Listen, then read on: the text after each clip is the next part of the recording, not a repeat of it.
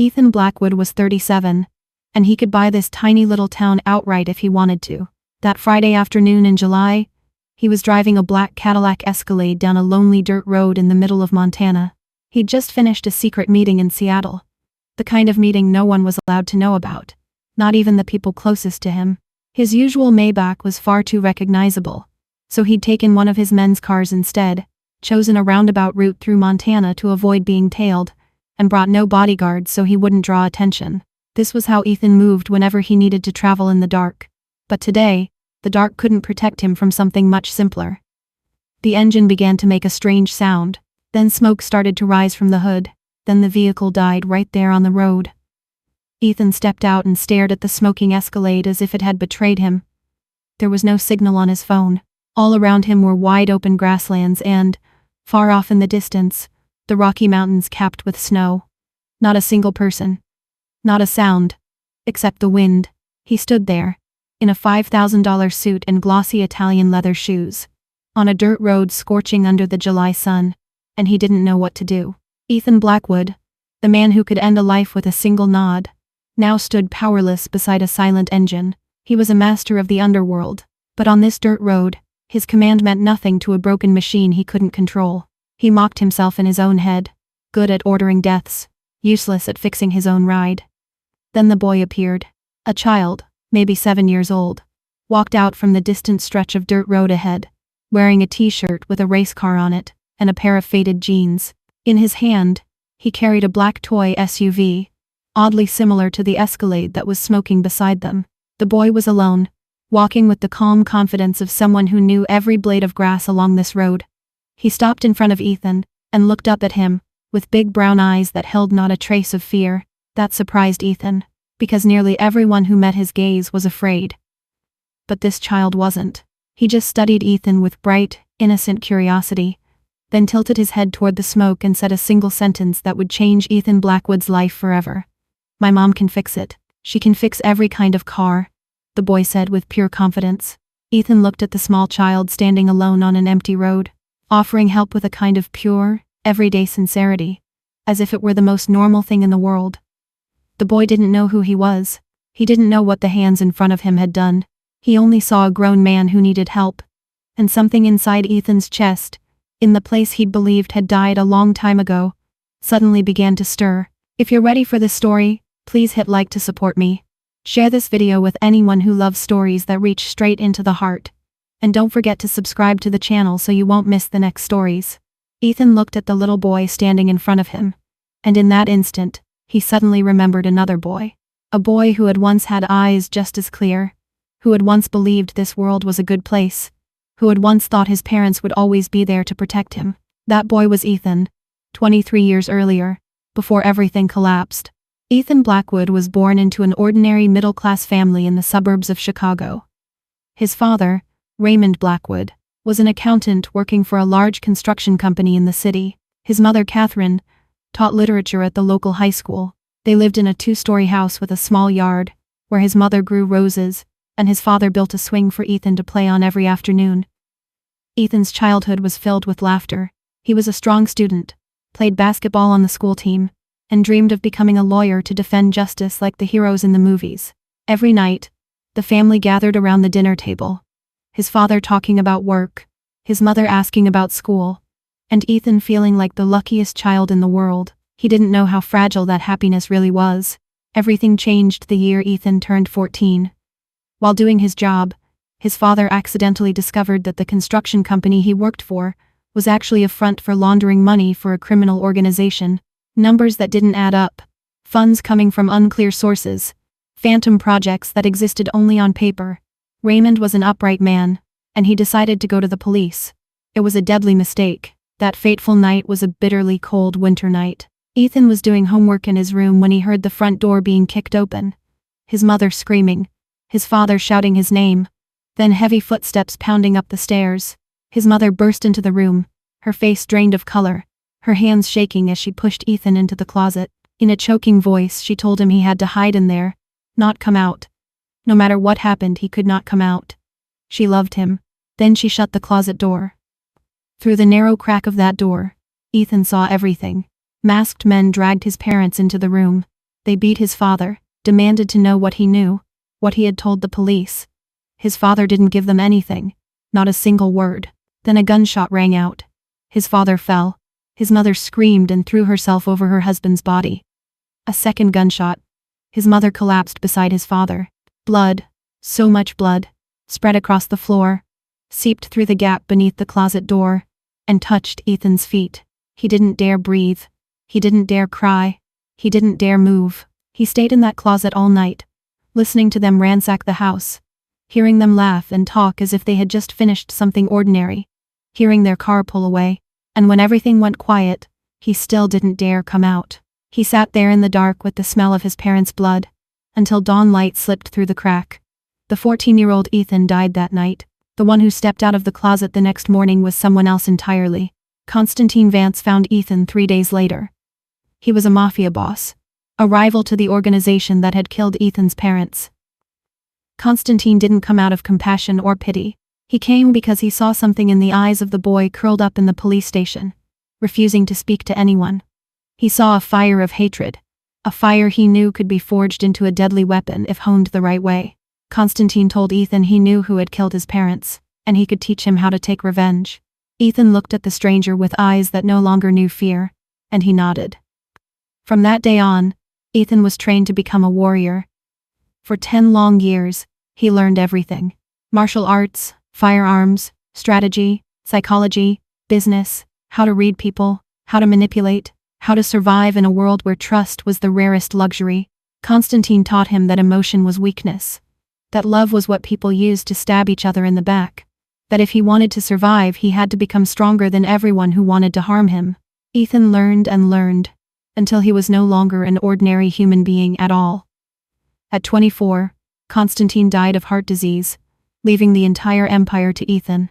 At 27, Ethan found and destroyed the man who had ordered his parents' murders. He stood before him, watched him beg, and pulled the trigger without even blinking. But when his enemy went down, Ethan felt nothing. No relief, no satisfaction, no peace. Only emptiness. A vast emptiness he had no idea how to fill. He had spent his whole life on revenge, and now that the debt was paid, he no longer knew what he was supposed to live for. Then Miranda Hayes appeared. 5 years earlier, when Ethan was still drowning in the emptiness after his revenge was complete, she stepped into his life like a beam of light in the dark. Miranda was beautiful, but not with the dazzling, untouchable kind of beauty of the women who usually circled him for money and power.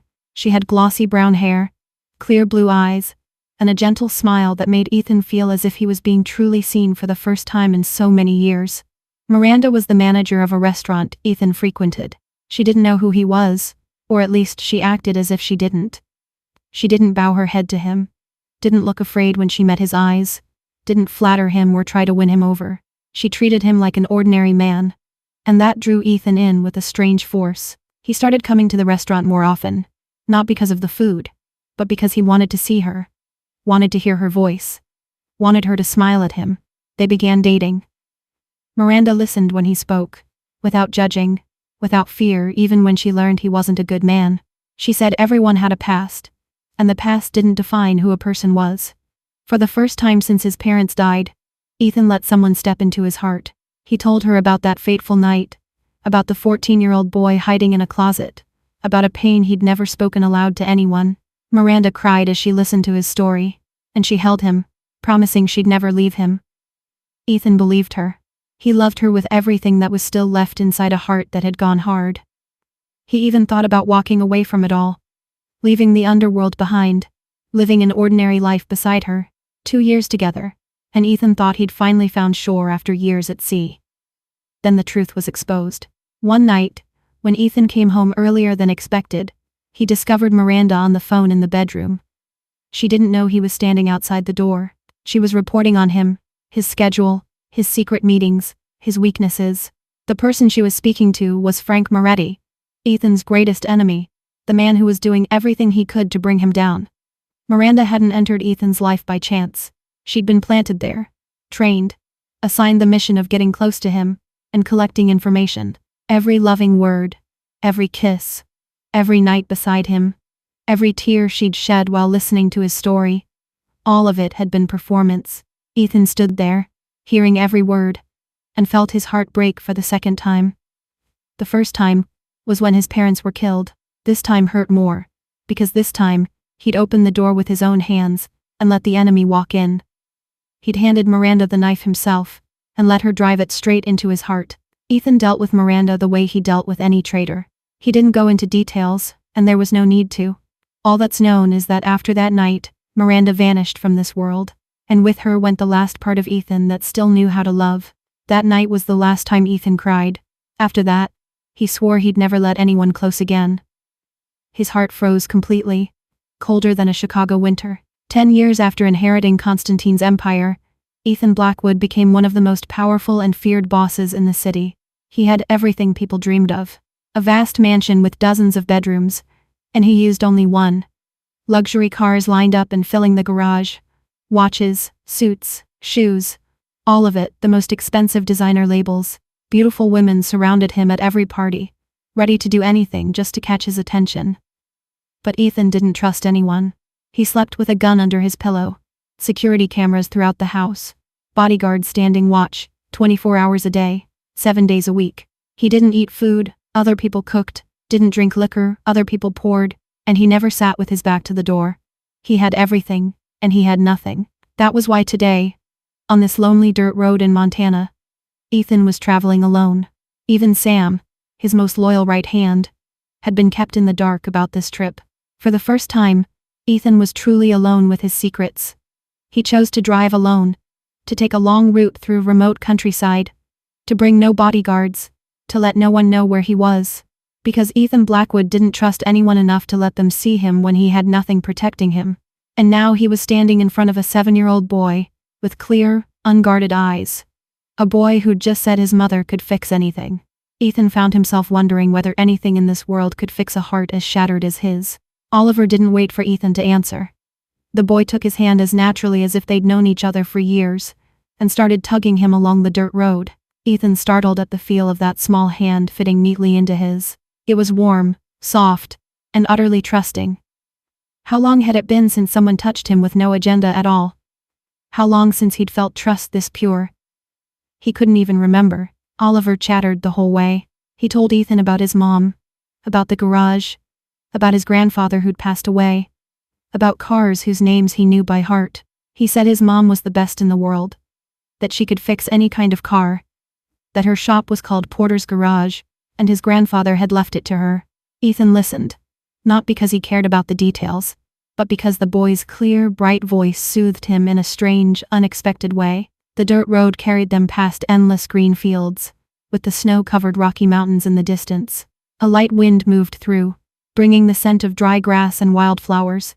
The sky was a deep, flawless blue, not a cloud anywhere. Ethan looked around and realized he was in a world completely different from Chicago. No blaring horns, no skyscrapers, no watchful eyes from people who wanted to hurt him. Only nature, quiet peace, and a 7-year-old boy holding his hand. After about 15 minutes of walking, the garage came into view.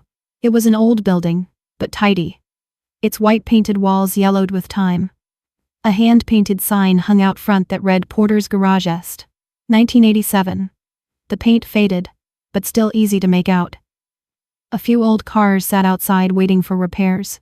Beside the shop was a small one-story wooden house, with a porch, an old porch swing, and a little vegetable garden along the side. Country music drifted from a radio inside the garage, mixing with the smell of motor oil and sun-dried grass. Ethan took in the simple scene, and felt as if he'd stepped into another world. A world he didn't belong to. Oliver pulled him inside and shouted, "Mom! Mom! There's a man whose car is broken." The sound of an engine and clanking tools stopped. Then a woman slid out from under an old Ford that lay raised on a lift. Ethan looked at her and time seemed to pause for a beat. Amelia Porter didn't resemble any woman Ethan had ever met. She had chestnut brown hair piled up in a bun, loose strands escaping from work. Her face was speckled with engine grease, but it couldn't hide her natural beauty. Her green eyes looked straight at Ethan with caution, without a trace of fear or admiration. She wore an old white t-shirt and mechanic's overalls, a wrench still in her hand. She stood up, about 5'5", slim but not fragile. There was something in the way she stood, the way she looked at him, that said this was a woman used to facing everything on her own. Amelia looked Ethan up and down, her gaze pausing on the expensive suit, the glossy leather shoes, then returning to his face. She didn't look impressed. If anything, she looked slightly annoyed, as if his wealth was more trouble than something to admire. Oliver ran to hug his mother's leg, excitedly describing the big black car that had broken down. So much smoke, Mom. Amelia's voice softened when she spoke to her son, smoothing his hair and asking if he'd walked far, if he was tired. But when she turned back to Ethan, her tone became cool and practical. Where is your car? Amelia asked bluntly, skipping any polite greetings. No polite greetings, no friendly smile, straight to the point. Ethan was used to people bowing their heads to him, fearing him, or trying to please him. But this woman looked at him as if he were simply an ordinary customer with a broken vehicle, nothing more and nothing less. And strangely, that made him want to know more about her. Amelia drove the garage's old pickup truck, and took Ethan back to where the Escalade had died. Oliver sat between them, still talking to Ethan about different kinds of cars, about how he wanted to be a mechanic like his mom when he grew up. Amelia stayed quiet and focused on driving, occasionally flicking her eyes toward Ethan in the rearview mirror with a measuring look. When they arrived, she climbed out and walked straight to the Escalade, which was still giving off a faint wisp of smoke. She popped the hood and checked inside with precise, professional movements. Ethan watched her work, surprised by her confidence and competence. In his world, women usually played different roles, but this woman clearly knew exactly what she was doing. After a few minutes, Amelia straightened and gave her diagnosis. She said the water pump was broken, and the cooling system had a problem. She could fix it, but parts for this kind of vehicle weren't available in this small town. She'd have to order them from the city, and it would take about 3 to 4 days. Ethan weighed his options. He could call Sam and have another car sent to pick him up, but that would expose his location, the very thing he was trying to avoid. Besides, there was something about this place, about this woman, that made him not want to leave right away. Amelia was quiet for a moment, as if considering something. I have a spare room behind the shop, she said coolly. It's simple, but clean. You can stay there while we wait for the parts. If he needed a place to stay while he waited, he could use it for now. She made it clear it wasn't a fancy hotel, just a small, simple room, but clean. He could stay or not, it was up to him. Oliver looked up at Ethan with shining eyes and asked, You'll stay with me and my mom, won't you? Ethan looked at the boy, then at Amelia standing beside his broken car, arms crossed, waiting for an answer without seeming to care which way he chose. He nodded. Amelia watched the stranger nod, yes, and she wondered what she'd just done. She wasn't the kind of woman who invited strangers into her home, especially men in expensive suits with eyes as cold as ice. But there was something about the way Oliver looked at him, the way her son held a stranger's hand without a shred of fear, that made her unable to say no. Or maybe, deep down, she understood what it felt like to be trapped in nothingness. Amelia Porter had been trapped her whole life. She was born in the very same small house beside the garage, the one where she now lived with Oliver. Her mother, Catherine, was a beautiful woman with glossy blonde hair and bright blue eyes that Amelia had inherited. But Catherine didn't belong here. She hated the smell of motor oil on her husband's clothes, hated the dusty dirt road leading into town, hated the dull life with nothing but broken cars and endless fields of grass. She dreamed of the big city, of elegant parties, of the life she believed she deserved. When Amelia was 7, Catherine left. Not alone. She went with a man who'd driven through town, stopped to get his car repaired, and changed everything. Amelia still remembered that morning, waking up and running downstairs to the kitchen to find her mother like she did every day. But her mother wasn't there. Only her father sat at the table, eyes red and swollen, a crumpled piece of paper in his hand. Her mother had left a few short lines. She was sorry. She couldn't keep living like this. Don't look for her. Amelia didn't understand. She asked her father when her mother was coming back, and he only held her tight and didn't answer. In the days that followed, Amelia sat on the porch every afternoon, staring down the dirt road, waiting for her mother's shape to appear. She waited a week, a month, a year. Her mother never came back. Not a single phone call, not a letter, not an explanation. Catherine vanished from her daughter's life, as if the little girl had never existed at all. That was where Amelia's first wound formed, the fear of being left behind, the feeling that she wasn't good enough for anyone to stay. Henry Porter, Amelia's father, Never said a bad word about his ex-wife. He only told his daughter that some people were born to stay, some were born to go, and they were the kind who stayed. He raised Amelia alone, being both father and mother. He taught her to cook, even though everything he made ended up scorched. He braided her hair, even though it was crooked every time. He read her fairy tales every night, even though his voice was rough from breathing exhaust all day. And he taught her everything about cars, engines, and how to fix what was broken. He told her a car would never betray her, that if she took care of it, it would stay loyal. As simple as that. Amelia grew up in her father's garage. By the time she was 10, she could tell different engines apart by the sound they made. By 14, she could change the oil herself and fix simple problems. Her classmates dreamed of college, of the big city, of faraway adventures. Amelia chose to stay, because her father was the only one who had never abandoned her, and she would never abandon him. When Amelia was 20, Henry started coughing more. He hid it from his daughter, saying it was just an ordinary cold. But Amelia knew something was wrong when he grew thinner every day, when the coughing lasted all night. When he no longer had the strength to lift the heavy tools in the shop, she forced him to see a doctor, and the diagnosis landed like a death sentence. Stage 3 lung cancer. Henry refused the expensive treatment. He said he didn't want his daughter buried in debt because of him, that the money should be saved for her future, that he'd lived enough. Amelia begged, cried, even screamed in her father's face, but he didn't change his decision. Her grandmother had died early, her grandfather was gone too, and there was no one left for Amelia to turn to. Powerless, she watched her father weaken day by day, like a candle burning down to its last drop of wax. Henry Porter died on an autumn night, just as Amelia turned 21. She held his hand in his final moments, and heard his last words in a thin, broken whisper. He told her she was stronger than she thought, and she deserved to be loved, and she must never forget that.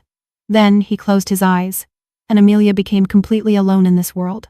She buried her father beneath the big oak tree behind the garage, where he used to sit and rest every afternoon. She stood alone at the small funeral, because there were no relatives left to come. A year after her father's death, when Amelia was still drowning in grief and loneliness, Ryan Mitchell appeared. He was handsome, charming, the driver of a broken-down car who stopped at her shop. He knew how to say the sweet words Amelia had been starving to hear. He told her she was beautiful, told her she was strong, told her he admired her. Amelia had been lonely for too long, vulnerable for too long, and she believed him. They dated for 6 months. Amelia thought she'd finally found someone who wouldn't leave. Then she discovered she was pregnant. The night she told Ryan, he went silent, his face drained pale, his eyes sliding away. He said he needed time to think, and then he left. The next morning, Amelia went to the hotel where he'd been staying. The room was empty. His belongings were gone. He had disappeared, exactly like her mother 20 years earlier. His phone number was blocked. No explanation. No goodbye. Amelia faced the pregnancy alone. She endured the judging looks of the people around her, the whispers behind her back, the pitying stares. She gave birth to Oliver in the town's small hospital, gripping the nurse's hand because there was no one else. When she looked at her son for the first time, the tiny red-faced baby crying in her arms, Amelia swore she would never abandon him. Never. On the first night in the small room behind the garage, Ethan couldn't sleep. Not because of the old narrow bed or the cramped space. If anything, this was probably the most peaceful room he'd been in the last 23 years. It was so simple it was almost empty. Just a single bed with crisp white sheets, an old wooden dresser, a small table with a bedside lamp, and a window looking out over endless grassland. No security cameras, no alarm system, no bodyguards posted outside the door, nothing protecting him except 4 thin wooden walls. Ethan should have been worried. He should have been on edge, lying awake out of fear. But instead, he felt a strange kind of relief. For the first time in years, no one knew where he was. No one needed him to make life or death decisions. No one looked at him with fear or greed. He was just a man with a broken-down car, staying under the roof of a woman he didn't know, and it gave him a sense of freedom he'd thought he'd forgotten. Crickets sang outside the window, the wind whispered through the grass, and the night sky was thick with stars in a way he'd never seen in Chicago. Ethan lay staring up at the old wooden ceiling, and for the first time in a long time, he fell asleep without a gun under his pillow. The next morning, a knock on the door woke him. He opened his eyes and it took him a few seconds to remember where he was. Morning sunlight slipped through the curtains, laying golden stripes across the wooden floor. The knock came again, followed by Oliver's clear, bright voice. "Uncle Ethan. Mom says come eat breakfast." Ethan got up, pulled on the white dress shirt that was wrinkled from sleeping in it, and opened the door. Oliver stood there grinning, holding the little black toy car he never seemed to let go of. The boy grabbed Ethan's hand and tugged him along without waiting for him to refuse. The small kitchen in the wooden house felt warm, rich with the smell of food. Amelia stood at the stove with her back to the doorway. She'd traded her work clothes for a simple gray t-shirt and jeans. Her hair still piled up to keep it off her neck, exposing the pale line of her nape. On the small dining table sat a plate of fried eggs, toast, a few slices of bacon, and a pitcher of orange juice. It was the simplest breakfast Ethan had seen in years, and also the coziest. Amelia turned at the sound of footsteps, and gave Ethan a polite nod that wasn't friendly. She said, briefly, "Sit. Eat." She didn't ask how he'd slept, didn't try to make conversation or play the social game. She treated him like a paying lodger, even though he hadn't paid $1. Oliver was the opposite. The boy sat beside Ethan and fired questions without stopping. "You're from Chicago, right? Is Chicago a big city? Have you seen tall buildings? How many cars do you have?" "Your car is so big, I love it," Ethan answered awkwardly, not used to talking to children. He didn't know what tone to use, what to say that would fit. But Oliver didn't care. He just kept talking, kept laughing, kept asking. As if Ethan were the most interesting friend he'd ever met. Amelia sat across from them, quietly watching. Her green eyes kept studying Ethan, as if she were trying to read him.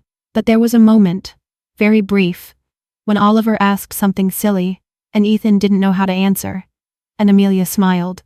A small smile, almost invisible, but Ethan saw it, and he realized she was beautiful. Not in the way of the glamorous women in Chicago parties with perfect makeup and polished smiles. Beautiful like a wildflower on the side of the road. Strong, stubborn, and alive without anyone watering it. After breakfast, Amelia went out to work in the shop, and Ethan didn't know what to do with himself. He wasn't used to doing nothing. In Chicago, every minute of his day was scheduled. Every minute had a task. Every minute demanded a decision. But here, he had nothing but time. He went into the garage, sat on an old wooden chair in the corner, and watched Amelia work. She was fixing an old Toyota for an elderly woman from town. Martha, the neighbor Oliver always talked about. Amelia lay beneath the car, tools clinking and tapping, and now and then she slid out to grab something else before disappearing under again. When Martha came to pick up her car, Ethan saw something that surprised him. The old woman pulled out her wallet, ready to pay, but Amelia shook her head. She told her to put it away. That last time she'd brought over a few jars of jam that had been so good, so they were even. Martha thanked her over and over, promised she'd bring peach jam next time, and drove off. Ethan watched, not understanding. In his world, no one gave anything away. Everything had a price. Every kindness had a purpose. But this woman had just repaired a car for free because of a few jars of jam. Did anyone really live like this?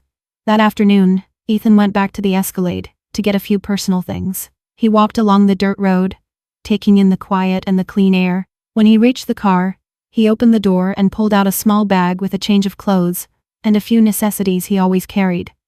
That was when his phone caught a faint, weak signal. A message appeared, from an unknown number. Ethan's heart beat faster as he read the short line on the screen. "We know where you are, Blackwood." He stood frozen on the empty dirt road. Who? Frank Moretti? Or someone else? How did they know? He'd been careful. He'd come alone. He'd chosen a back route to avoid being followed, and yet they'd found him anyway. Ethan deleted the message and looked around. The grassland stretched out in stillness.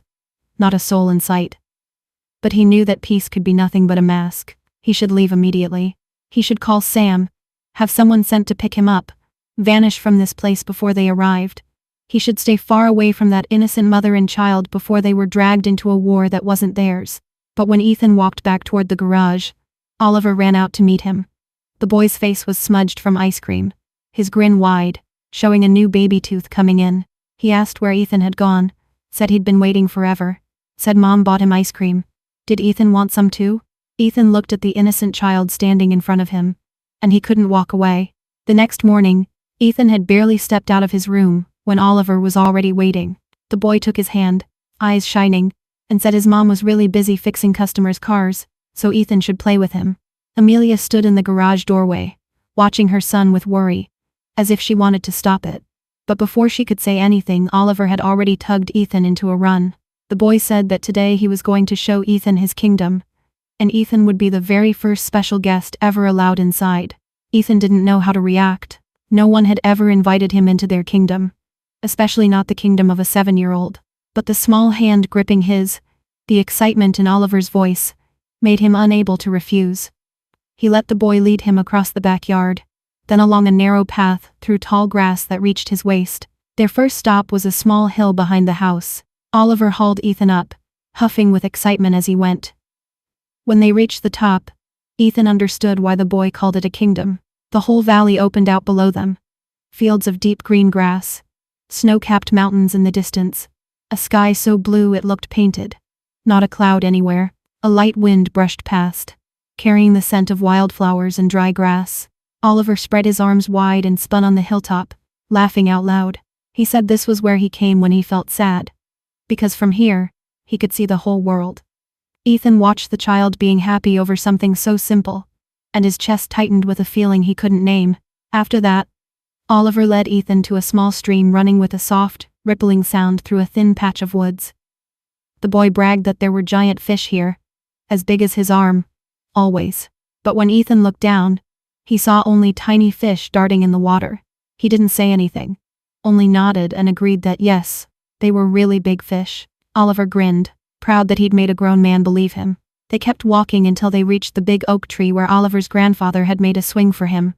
The swing was old, the rope worn, but it still held strong. Oliver jumped on, pumping his legs to get it moving, then asked if Ethan wanted to try.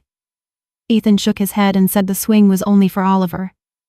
But Oliver wouldn't accept that. He hopped down, grabbed Ethan's hand, and made him sit. The swing creaked under the weight of a grown man, but it didn't break. Oliver stood behind and pushed, even though his strength was hardly anything. Ethan sat on the swing, looking out over the fields, and suddenly he remembered his own childhood. The swing his father had built in their backyard. The quiet afternoons before everything fell apart. He hadn't sat on a swing in 23 years. The final stop was the secret fortress. In truth, it was only a pile of old boards stacked into a square, a roof made from a torn tarp, a few worn pillows inside, and a box filled with toy cars. But to Oliver, it was the strongest castle in the world. With solemn importance, the boy declared that Ethan was an honored guest, and he was allowed inside the fortress. But Ethan had to promise to keep it secret, and never tell anyone. Ethan, the most powerful mafia boss in Chicago, dropped to his knees, crawled into a child's rotting wooden fort, and promised he would keep the secret. Oliver was satisfied. He pulled out the toy cars and began explaining the rules of the game to Ethan. They sat in that fortress for nearly an hour, racing the cars, pretending to crash them, pretending to fix them afterward. Ethan couldn't remember the last time he'd played. Maybe it had been before that fateful night, when he was still an ordinary, carefree 14-year-old boy. For 23 years, he hadn't been allowed to be a child.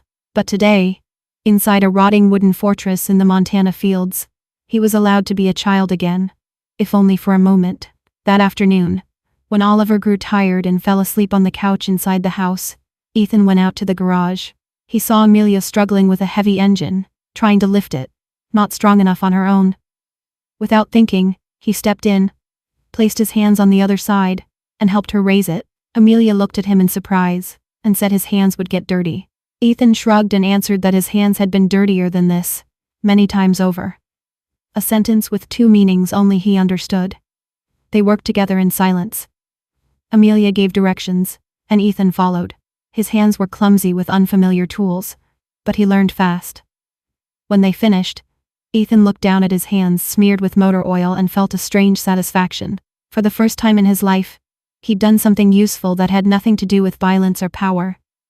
Amelia looked at him differently, a little less cold than before. That night, after Oliver was asleep, Ethan went out and sat on the porch. The Montana sky was full of stars, more than he'd ever seen anywhere. In Chicago, the city lights washed them all away, but here, The Milky Way stretched across the dark like a silver river. Ethan was staring up when he heard footsteps.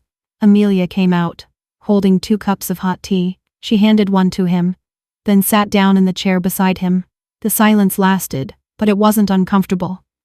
Amelia spoke first and asked what he did for work in Chicago. Ethan thought for a moment, then said he was in business, import-export, something like that. Amelia looked at him as if she knew he was hiding something, but she didn't press. Ethan asked about the garage, about raising a child alone. Amelia gave him the short version, her voice calm, as if she were talking about the weather. She said her father left her the shop. She took over. She raised Oliver. Life was simple. That was all. She didn't mention her mother leaving. Didn't mention Ryan's betrayal. She kept her wounds to herself. The way Ethan kept his secrets. They sat there until late, talking about small things. The Montana weather. The cars she'd fixed over the years. The places he'd passed through. Neither of them asked about the other's painful past, but in the quiet between their words, something was shifting. When Amelia finally stood to go back inside, she paused at the door and said softly, "Good night." It was the first time she'd said anything to him that wasn't cold. Ethan watched her disappear into the house, and he realized the ice inside him was beginning to melt. The third day began with a question. Ethan was helping Amelia tidy up the shop when he noticed the old sign propped in the corner. The words, "Porter's Garage Est. 1987" faded by time. He asked Amelia about 1987, and for the first time, she truly opened up to him. Amelia said her father opened this garage 1 year after he married her mother. He'd loved cars since he was a boy. Loved the roar of an engine. Loved the feeling of repairing something broken and watching it run again. He used to tell her that anything could be fixed, even people, as long as you had enough patience and the right tools. Amelia's voice dropped as she spoke about her father's final days. She talked about the vicious cancer. About how he refused treatment because he didn't want her trapped under debt. About the nights she stayed awake beside his bed, holding his hand and praying for a miracle to arrive. But the miracle didn't come. He died on an autumn night, when the oak leaves behind the garage had started to turn yellow. The last thing he said to her was that she was stronger than she thought, and she deserved to be loved. Amelia didn't cry as she told it. She'd cried enough already, but her eyes were wet, and her voice trembled in the places that hurt the most. Ethan listened without interrupting, without offering empty advice. He understood that some pain didn't need comforting. It only needed someone willing to listen. When Amelia fell silent, the quiet stretched between them. Then Ethan spoke, his voice low and slow, and said her father would be proud of her. Amelia lifted her eyes to him, and for the first time, she truly smiled at him. Not the polite smile people wear, but the smile of someone who's just been understood. Maybe it was that smile. Maybe it was the honesty in the way she shared. But Ethan suddenly wanted to tell her his own story. He hadn't told anyone since Miranda. And after that betrayal he'd sworn he'd never open himself to anyone again. But the woman standing in front of him, with green eyes and a smear of motor oil on her cheek, made him want to break that vow. Ethan told her about his parents. He told her they'd been good people, living an ordinary life, hurting no one. He told her about the night they were killed, when he was 14, because his father knew something he shouldn't have known. He told her about the closet he'd hidden in, the crack in the door he'd watched through, the blood soaking across the floor and touching his feet. He didn't go into what came afterward, about Constantine, about the Mafia empire, about the things he'd done, but he said enough for Amelia to understand that he carried wounds too, just like she did. He said that sometimes, he wondered whether his parents would even recognize him if they saw him now, because he'd become someone completely different from the boy he used to be. Amelia wasn't afraid, didn't judge him, didn't look at him with pity. She only said, gently, that her father had taught her something. What mattered wasn't where you came from, it was where you chose to go next. Ethan looked at her, and he felt as if someone had finally seen him for the first time. Not a mafia boss, not a killer, just Ethan, the 14-year-old boy who'd lost everything and tried to survive any way he could. That afternoon, they worked together to repair an old car for someone in town. Amelia gave directions, and Ethan followed. At one point, Amelia was trying to twist a bolt in a tight corner her hand couldn't quite reach. Ethan stepped in behind her, and his hand came down over hers to help. They both went still at the same time. Amelia's face was so close he could count the tiny freckles along the bridge of her nose. Her breath was warm against his neck. Time seemed to stop. Then Oliver ran in and shattered the moment. The boy shouted that Martha had just brought over dessert. "Mom, there's apple pie." Amelia hurriedly pulled her hand away, turning aside to hide cheeks that were flushing pink. Ethan was flustered too, pretending to focus on the car, but both of them knew what had just happened, even though neither said it out loud. If you're enjoying this story, please hit the like button and subscribe to the channel to support me. Now let's continue. That night, Ethan offered to cook dinner. Amelia looked surprised and asked if he knew how to cook. He nodded and said there were a few dishes he could make. The truth was he'd learned from an Italian chef in the organization, as a survival skill in case someone tried to poison him. But he didn't say that. He went into the kitchen, searched the modest refrigerator for ingredients, and started making spaghetti. Oliver insisted on helping, so Ethan let him toss the salad. The result was tomatoes scattered across the floor, lettuce flying everywhere. But Oliver laughed out loud and Ethan realized he was laughing too. Amelia stood in the kitchen doorway watching them, a smile on her mouth she couldn't hold back. Dinner happened in the little kitchen, under warm yellow light, full of laughter and voices. Oliver declared the spaghetti tasted better than his mom's, and Amelia pretended to be offended, saying that meant her son was betraying her. Oliver laughed and said he loved his mom the most, but Uncle Ethan's pasta really was delicious. Ethan watched the two of them teasing each other, and his chest tightened with a fierce emotion. He realized this was what family felt like, the thing he'd lost at 14 and thought he'd never have again. That night, after the dishes were cleaned up, Amelia told him, "Thank you for dinner." Her voice was gentle, not cold like it had been on the first day. Ethan said he was the one who should be thanking her, for letting him stay, for letting him sit at the table with her family. Amelia looked at him for a long moment, then nodded and went to her room. Ethan remained alone in the kitchen, looking around the small, simple house, listening to Oliver's soft voice reading a story in his bedroom, and he wondered why a place this poor could make him feel richer than $1 million mansion in Chicago. On the morning of the fourth day, Amelia got a call from a customer in the next town over, who needed an urgent repair. She had to go and would be back late, so she asked Martha to come watch Oliver, but that day Martha's back was hurting and she couldn't make it over. Amelia stood in the garage doorway, worried and not knowing what to do. When Ethan stepped out and told her to go ahead, he'd watch Oliver. Amelia looked at him, hesitating for a moment. She'd never left her son with a stranger, especially not a man she'd only known for a few days. But there was something in Ethan's eyes that made her trust him, or maybe it was the way Oliver ran out and wrapped his arms around Ethan's leg, yelling that he wanted to stay with Uncle Ethan. "Mom should go. Go on, Mom." Amelia nodded, reminded Oliver to listen and behave, then drove away. Oliver pulled Ethan into the house and said he had summer homework he still hadn't done. Could Ethan help him? Ethan sat down at the small study desk in Oliver's room and looked at the open math workbook. The boy was learning simple addition and subtraction, but he seemed to be struggling with a few problems. Ethan looked around the room, spotted the box of toy cars in the corner, and an idea came to him. He grabbed a few toy cars and lined them up on the desk. He told Oliver that if Oliver had 5 cars and gave Ethan 2, how many would he have left?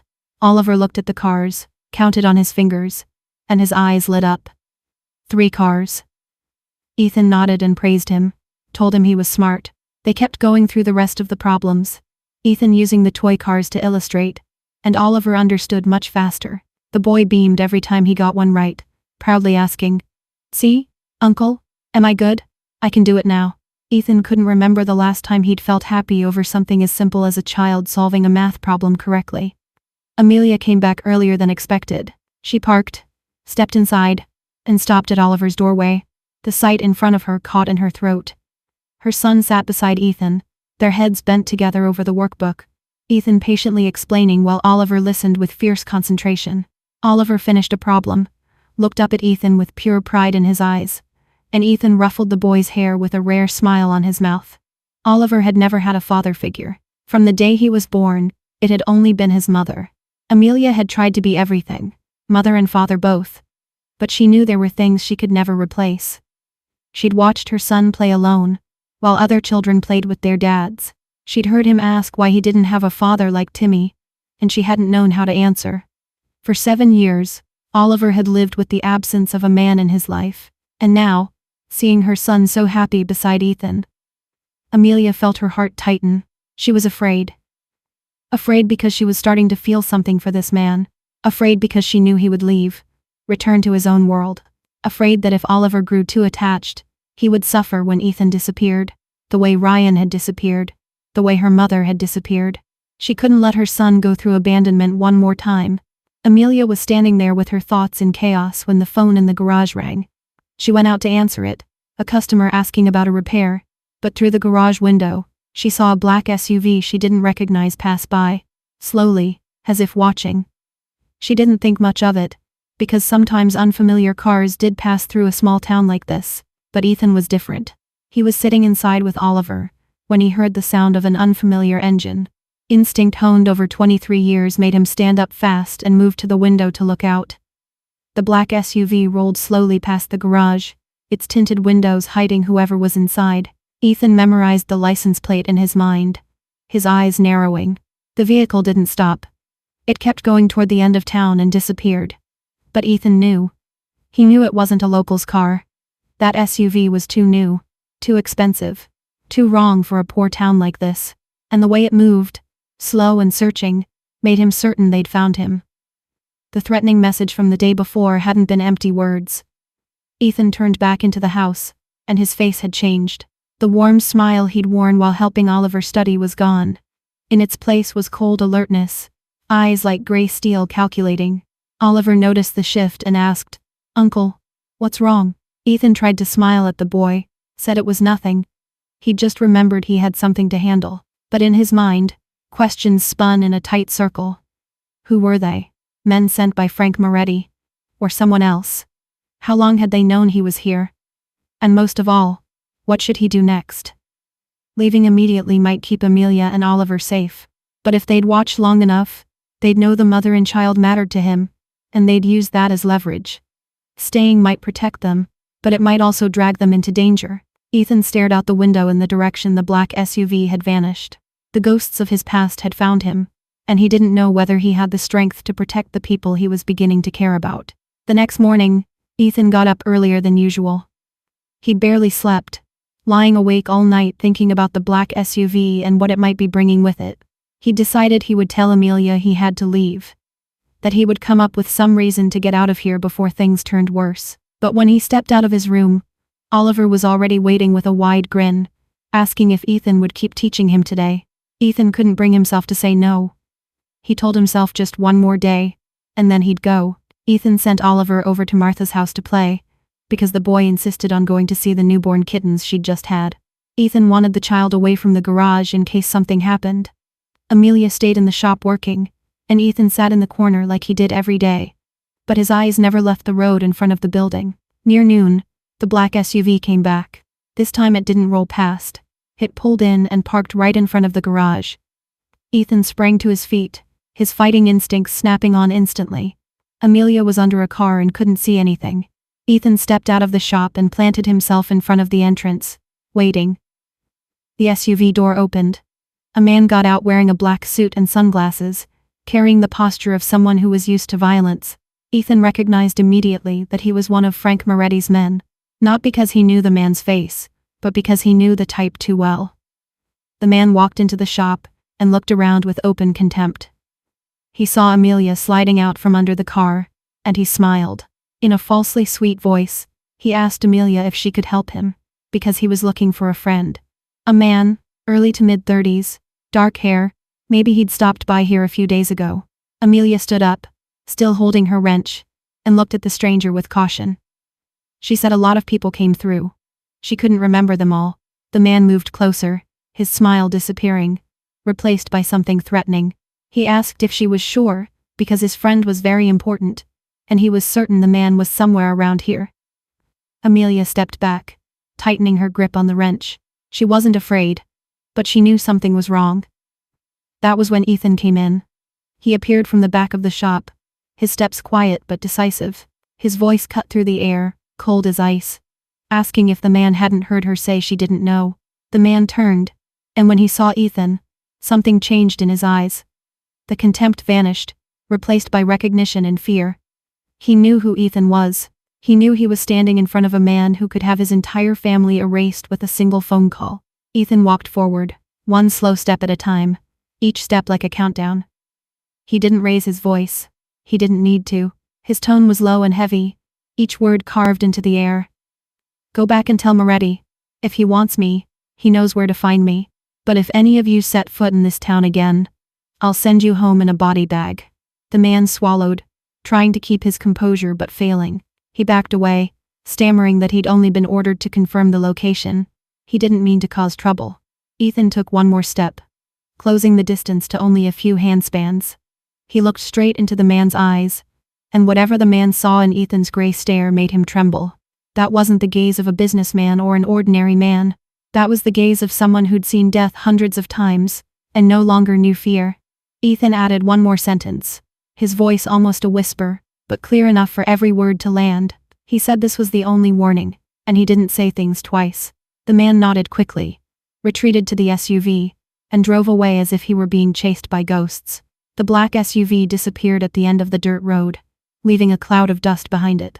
Ethan stood watching, his shoulders still tight, his breathing still heavy. When he turned back, he saw Amelia in the garage doorway, eyes wide, the wrench still in her hand. She'd seen everything. She'd watched Ethan transform from the warm man who helped her son with homework into someone who could make a large grown man shake and run. She'd heard that cold voice, the voice of a man used to giving orders and being obeyed. She'd seen that look, a look she'd never seen in anyone in her life. Silence stretched between them. Ethan didn't know what to say. He'd tried to hide who he really was, tried to play the role of a normal customer with a broken car. But now the mask had fallen, and Amelia was looking at him. Truly looking at him. For the first time, Amelia finally spoke, her voice strangely calm. She said he wasn't a businessman. It wasn't a question. It was a statement. Ethan looked at her, and he said no. Amelia nodded slowly, as if she were processing it. Then she said, still calm, that she needed to talk to him. Tonight, after Oliver was asleep. She didn't throw him out. She didn't panic. She only looked at him with green eyes that were impossible to read, then turned back to the car she'd been repairing, as if what had just happened was only a small interruption in her workday. Ethan stood there, not knowing what she was thinking, not knowing what she would say to him tonight, not knowing whether this was a beginning or an ending. But he knew one thing. The darkness he'd tried to run from had found him here, and now it wasn't only threatening him, it was threatening the people he was beginning to love. That night stretched on like it would never end. Ethan sat in the small room, listening to Oliver's soft voice stumbling through a story for his mother, listening to Amelia sing her son to sleep, listening as the house slowly sank into silence. He didn't know what she was going to say to him. Throw him out, call the police. Or worse, look at him with the fear and disgust he'd seen in so many eyes once people learned who he was. He was used to being hated, used to being feared, but he didn't understand why the thought of Amelia looking at him that way made his chest ache. A light knock came at the door. Ethan opened it and saw Amelia standing there, arms folded, her face impossible to read. She told him to come out to the porch. He nodded and followed her outside. The Montana night sky was still full of stars the way it always was, but tonight the air felt heavier. They sat down in 2 chairs side by side, silence stretching out between them. Then Amelia spoke, her voice calm but serious. She asked him directly who he was, who he really was, and why someone wanted to find him so badly. Ethan looked at her and weighed how much to say. He could lie. He could invent another story. He could keep pretending he was just a normal businessman. But looking into those green eyes fixed on him, he couldn't. She deserved the truth, at least part of it. He started to speak, his voice low and slow. He said he ran an organization in Chicago, the kind of organization people didn't mention in polite conversation. He had done terrible things, killed people, ruined other lives, used violence as a tool to get what he wanted. He wasn't a good man, had never been a good man, not since he was 14. The men who'd come looking for him today were enemies, rivals who wanted him dead, and by being here, he was putting her and Oliver in danger. Ethan stopped and waited for her reaction. He waited for fear, for disgust, or at least distance. But Amelia just sat there, silent, looking at him with an expression he couldn't understand. Then she asked, still steady, if he had killed people. Ethan nodded, not flinching away. He said more than he could count. Amelia stayed quiet for a long time. He thought she would stand up and go back inside. But she didn't. She sat still, staring out at the dark field in front of them, as if she were turning over something important in her mind. Then she spoke, her voice light but firm. She said she didn't care who he was out there. She only cared who he was here, in her home, with her son, and the man she'd seen teaching Oliver math, cooking dinner for them, sitting in a rotting wooden fortress playing with toy cars. That man wasn't a monster. Ethan looked at her, not believing what he was hearing. He asked her if she wasn't afraid. Amelia turned to him, and her green eyes caught the starlight. She said she'd been abandoned by the people who should have loved her. Her mother had left without a word. Oliver's father had run when he learned she was pregnant. She didn't trust easily, and she didn't let anyone close easily. But Ethan had been here 4 days. He'd had hundreds of chances to hurt her and her child. He hadn't.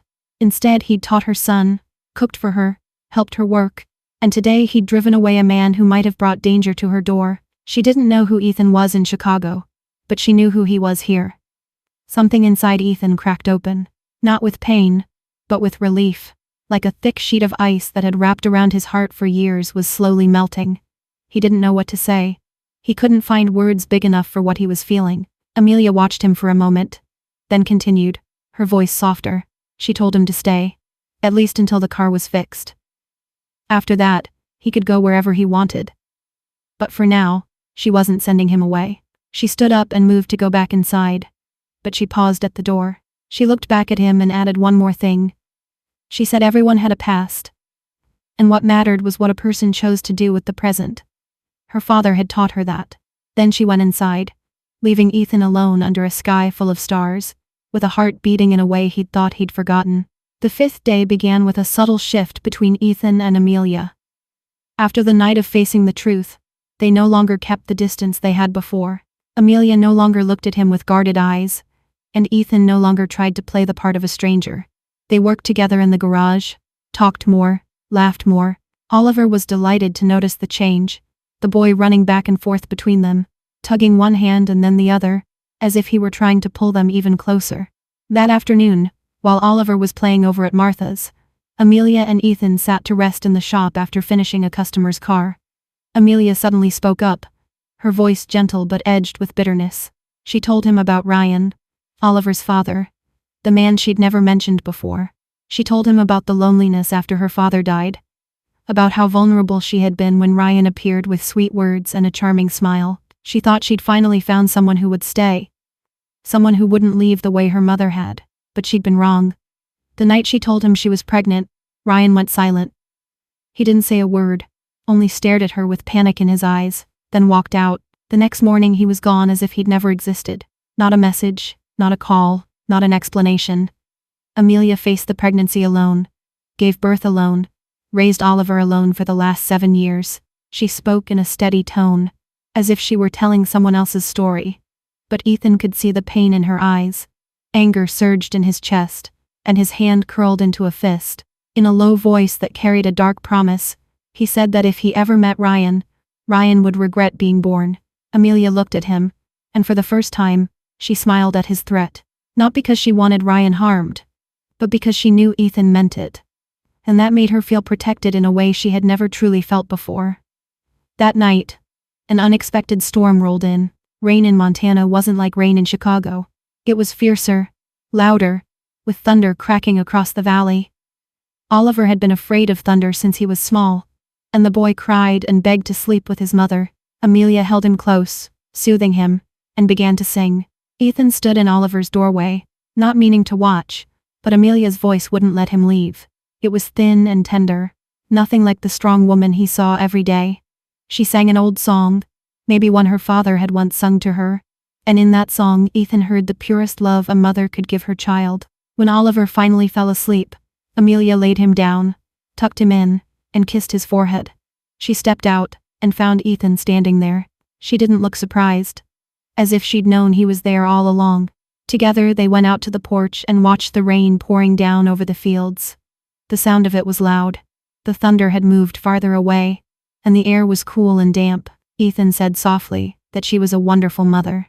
Amelia gave a sad little smile, and answered that she was only trying not to become her own mother. The words slipped out before she could stop them, and she knew she'd just opened a door she'd kept locked for 20 years. Ethan asked gently about her mother. Amelia was quiet for a moment. Then she told him, her voice as calm as if she were talking about the weather. She said her mother left when she was 7. Left with a stranger. Without an explanation. Without a goodbye. Amelia waited for months, sitting on this porch and staring down the dirt road, waiting for her mother's shape to appear. Her mother never came back. Since then, she had lived with the fear of being abandoned. With the feeling that she wasn't good enough for anyone to stay. Her mother left. Ryan left. Maybe she was born to be left behind. Ethan looked at the woman beside him. The woman who had been abandoned by the people who should have loved her most, and she was still here, still standing, still strong, still loving her son with everything she had. He didn't know who moved first. Maybe it was him, maybe it was her, maybe it was both of them at once.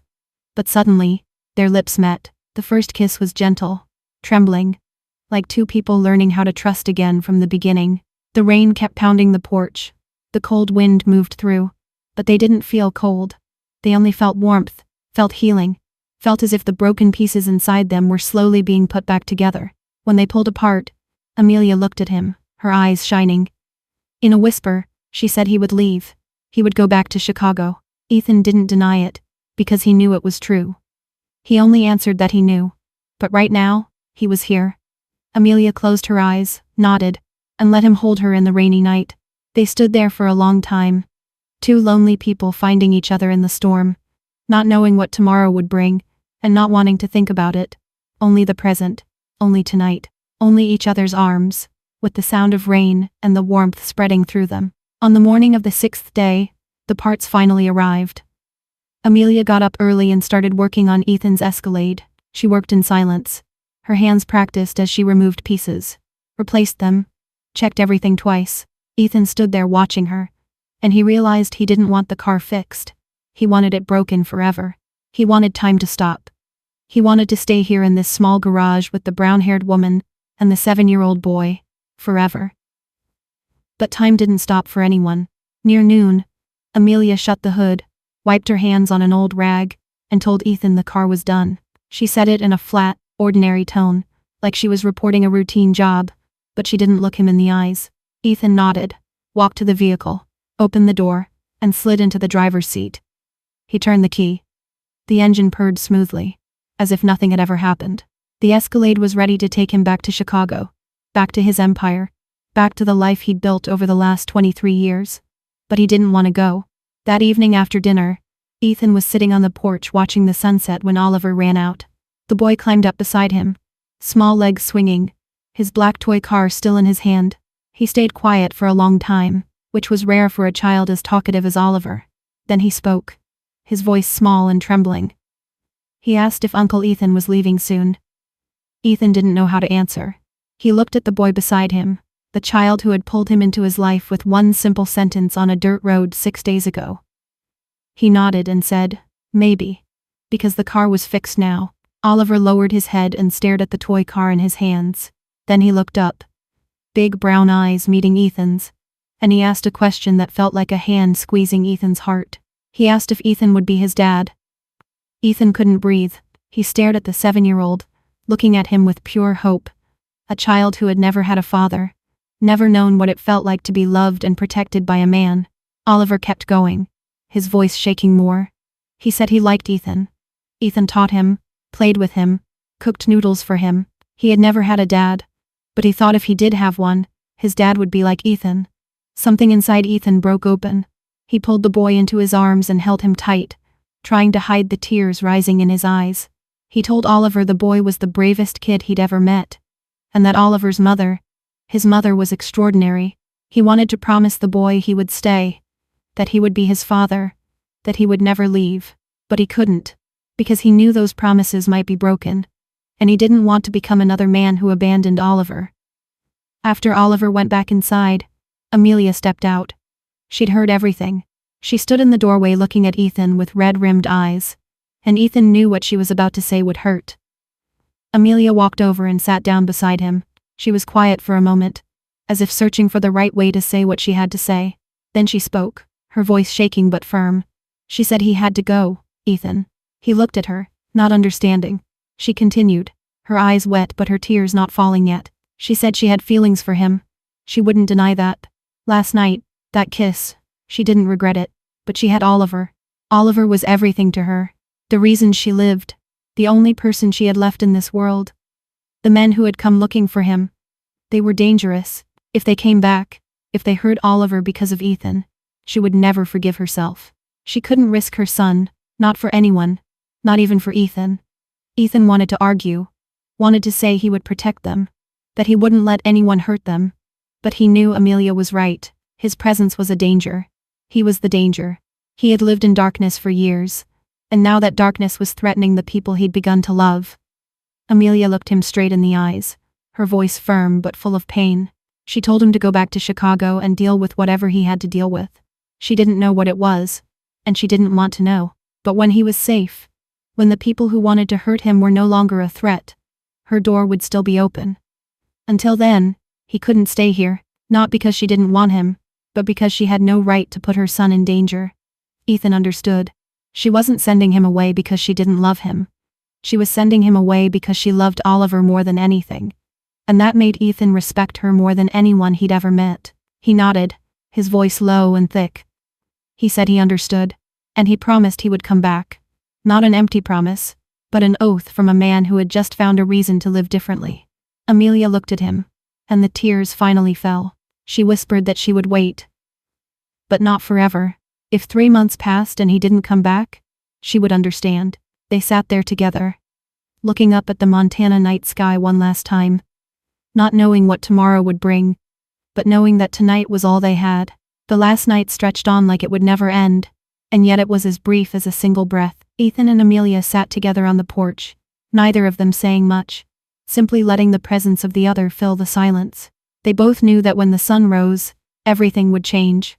Ethan held Amelia's hand, and felt the rough calluses in her palm. The calluses of a woman who'd carried everything on her own for so many years. He told her, his voice low and steady, that he'd come back. He promised. Not a promise from Ethan Blackwood, the Mafia boss, but a promise from Ethan, the man she'd given a chance to live again. Amelia didn't cry. She'd cried enough in her life, and she didn't want tonight to be a night of tears. She only looked at him, memorizing every line of his face, the gray eyes that weren't as cold anymore, the small scar on his forehead she'd never asked about, the way he smiled when he looked at her. She said she'd wait, but he mustn't make her wait too long. 3 months was her limit. After that, she'd have to keep living. For Oliver, for herself. Ethan nodded, kissed her forehead, and they stayed there until the sky began to turn the pale gray of dawn. The next morning, Ethan rose early. He packed the few things he had and stepped out of the small room behind the garage one last time. The Escalade was already parked out front, spotless after Amelia washed it that morning. He looked at the car, and remembered the day it died on the dirt road 6 days earlier. 6 days that changed his entire life. Oliver ran out of the house, the boy's eyes red and swollen. He threw himself around Ethan's leg, clinging so tightly he wouldn't let go. He cried and asked why Ethan had to leave, said he didn't want him to go, said Ethan had promised he'd stay. Ethan dropped to his knees until he was level with the boy.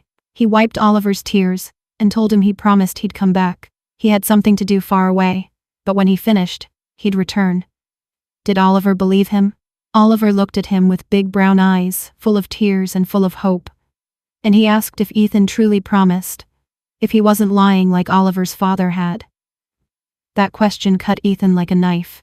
He pulled the boy close, held him tight, and whispered into his ear that he promised he wasn't like Oliver's father. He would come back. Then Ethan stood and looked at Amelia in the garage doorway, arms folded, trying to look strong even though her eyes were red too. He walked to her and kissed her one last time, a short kiss, but it held everything he wanted to say and couldn't. Then he got into the car, started the engine, and drove away. In the rearview mirror he saw the mother and child standing there watching, Oliver waving, Amelia still as stone. They grew smaller and smaller until they disappeared around the bend of the dirt road.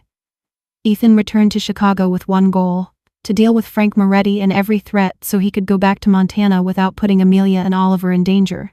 He called Sam the moment he reached the city, and ordered an emergency meeting. What happened over the next 2 weeks was blood, violence, and a ruthlessness Ethan had tried to forget during those 6 days in Montana. He found the traitor inside his organization, the one who'd fed Moretti information about where he was. He dealt with him without blinking. Then he turned his full attention to Moretti, building the attack, striking at the enemy's weakest points.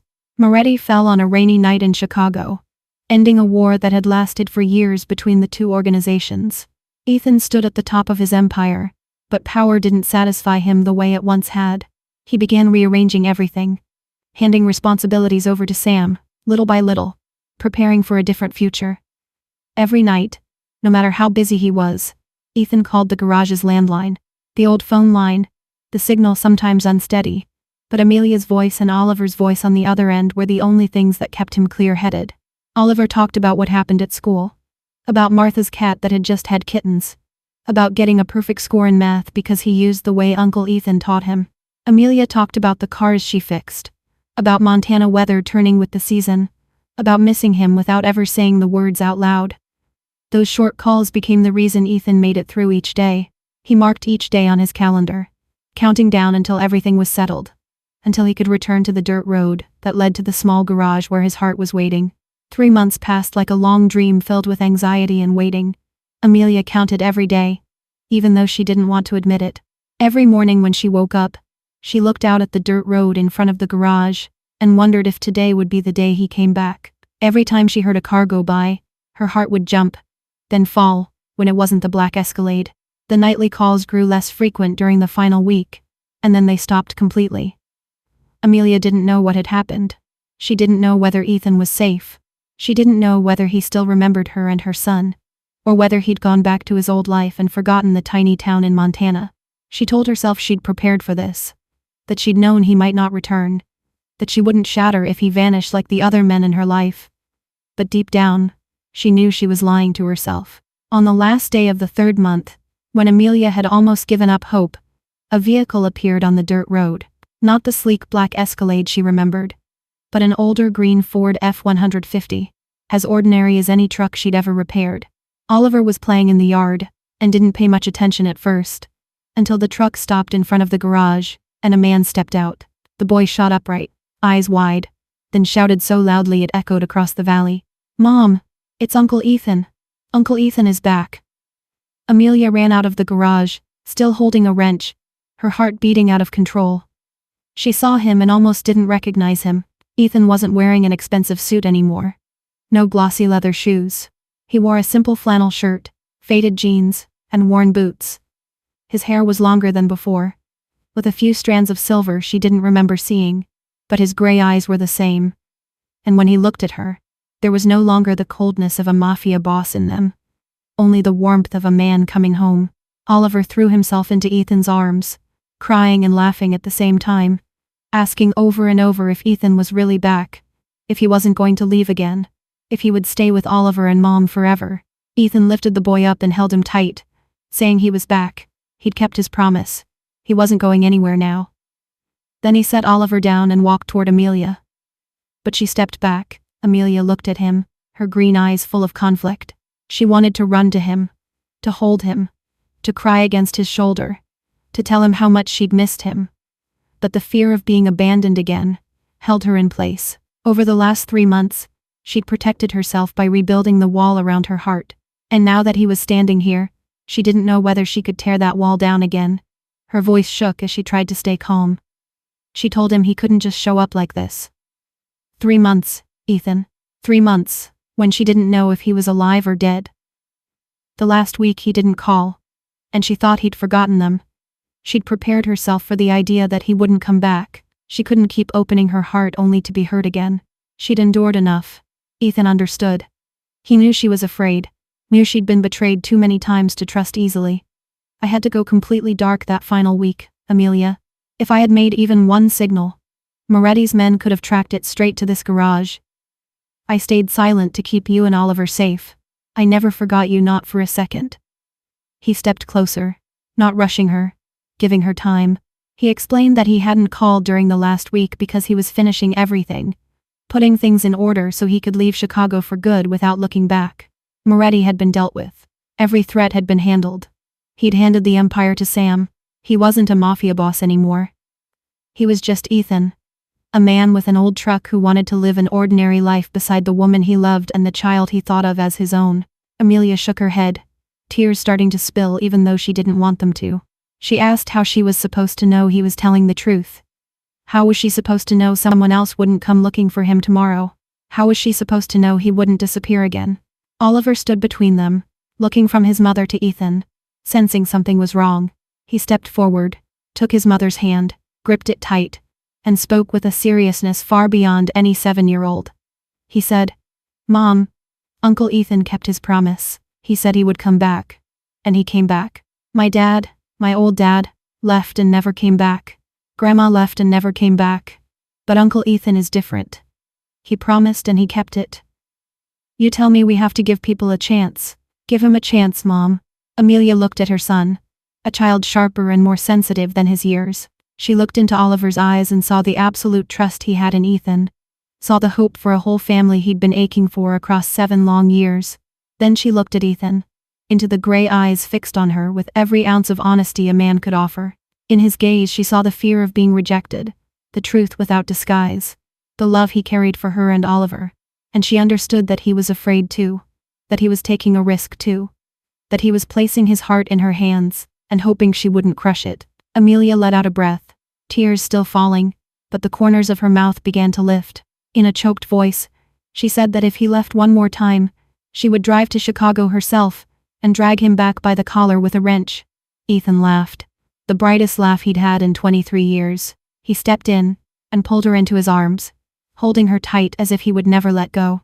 Oliver whooped and bounced around them, shouting that Uncle Ethan was staying, that Uncle Ethan would be his dad now.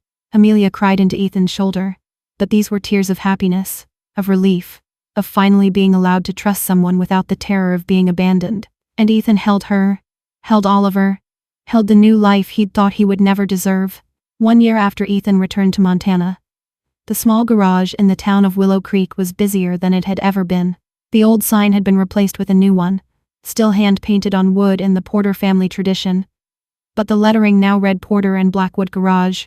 Ethan learned to fix cars from Amelia, and his hands were callous now from motor oil, instead of from pulling a trigger. He no longer wore expensive suits, no longer walked in Italian leather shoes, no longer gave orders to anyone. He was just an ordinary mechanic, in a small town, and that made him happier than he had ever been in all the 23 years he spent as a Mafia boss. Their wedding took place on a spring day, when wildflowers bloomed across the fields and the Montana sky was a flawless blue without a single cloud. It wasn't a lavish wedding with hundreds of guests, the kind Ethan could have thrown if he'd wanted. It was only a small ceremony in the backyard, with Martha as a witness, a few close neighbors, and Oliver as the little ring bearer. Amelia wore a simple white dress that Martha had sewn for her, her hair down with a few wildflowers tucked into it. She was the most beautiful thing Ethan had ever seen. When they exchanged rings beneath the oak tree where Amelia's father rested, Oliver stood between them, holding both his father's hand and his mother's. The moment the pastor pronounced them husband and wife, Oliver shouted so loudly, the whole garden heard it. "Dad! Mom! We're a family now!" It was the first time Oliver called Ethan Dad. Ethan dropped to his knees and pulled the boy into his arms. And for the first time in so many years, he cried. Not tears of pain or loss, but the tears of a man who had finally found where he belonged. One summer afternoon, Ethan drove the old Ford F-150 down the familiar dirt road. Oliver sat beside him, the little black toy car still snug in his hand. Ethan stopped at the exact spot where the Escalade had broken down more than a year earlier.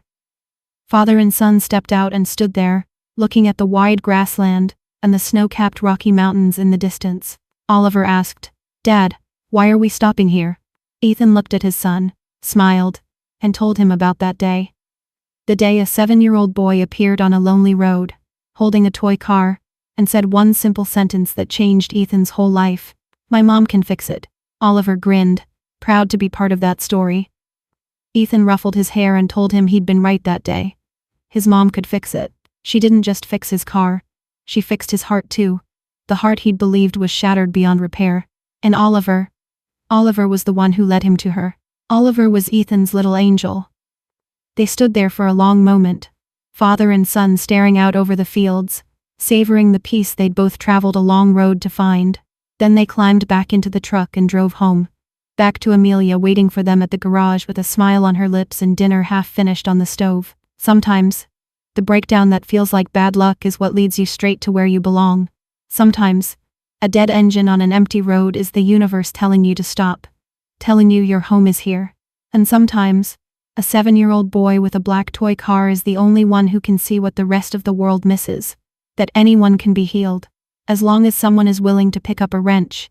If this story makes you believe everyone deserves a second chance, that the past doesn't define the future, and that love can heal the deepest wounds, please leave a like and share this video with the people you love. Maybe they need the reminder too, that no matter how hard life gets, there is always light at the end of the tunnel. If you haven't subscribed yet, please hit subscribe and turn on notifications so you won't miss the next moving stories we bring you every day. We'd truly love to know how you felt after hearing this story. Did it remind you of anything in your own life? Have you ever met someone who changed your life in an unexpected way? The way Ethan met Oliver and Amelia? Share with us in the comments below. We always want to hear what's in the deepest part of your heart. Finally, we wish every one of you watching this video good health, a joyful life, and peace each day. Thank you for staying with us until the very end. Goodbye, and we'll see you again in the next video.